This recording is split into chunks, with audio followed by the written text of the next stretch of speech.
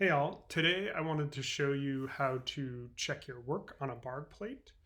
I'm currently studying in the drawing year at Grand Central Atelier in Queens, and we've been doing a lot of Bargue copies. And I've been using the computer or my iPad to sort of check my work. I'm going to check my accuracy on these Bargue copies that we've been doing. And I've gotten a lot of questions from my fellow students on how I'm doing it, so I thought I'd make a quick video. Here I'm using Procreate. I also often use Photoshop on my computer or Art Studio Pro on my iPad, but you can also do it in Procreate, and I know a lot of people have it, so I'll go ahead and show that in here. So once you get your photo into Procreate, the first thing you want to do is select out from the Bargue model. And you can do this with a rectangle, or sometimes I just do a freehand here. I'm just going to do it freehand quickly and select it all the way out. Once you've got it selected, you can, in the middle on the bottom controls, there's this copy and paste control down here. So just tap that quickly. And that should give you a new layer from the selection that you just made.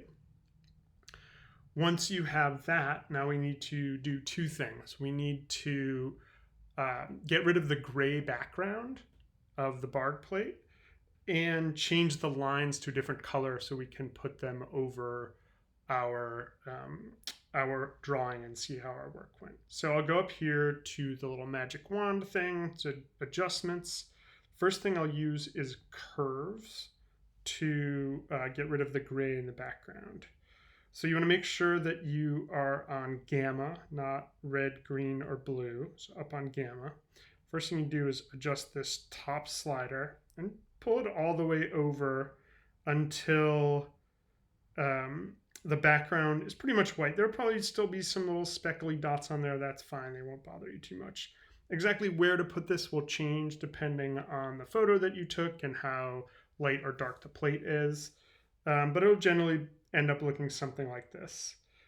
Sometimes I also try and make the lines just a little darker by sliding this bottom one. And then sometimes, again, depending on the photo, you can adjust the middle here to get out some of those sort of greeny dots if you want. Once that's done, we need to change these to a color. So come back up to adjustments. And this time we're going to use a gradient map. Now, the first time you come in here and do this, you're probably going to need to create a new gradient in the gradient library. So I'm going to hit the plus sign down in the right-hand side of the gradient library at the bottom of the screen. And this will give us a new gradient. And we really just need to adjust the bottom, the black part of the gradient here. So just tap that really quickly. It will pull up a color picker.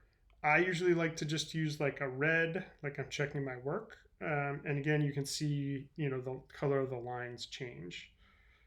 Once that's all done, we are ready to slide it over and check our work. We need to do one thing first though.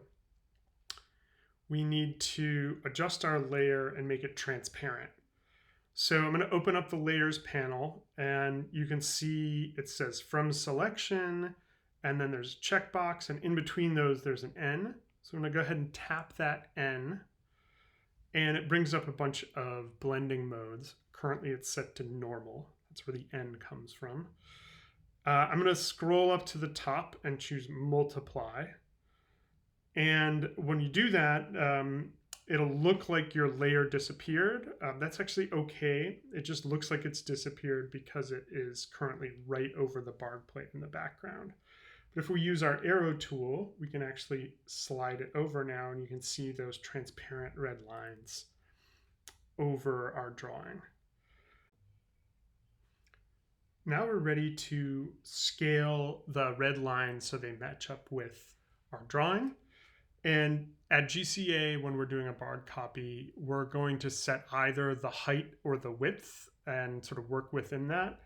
On this one, I set the top and the bottom and was working within that. So I'm going to scale this layer up to match the height that I had set as definite on my drawing.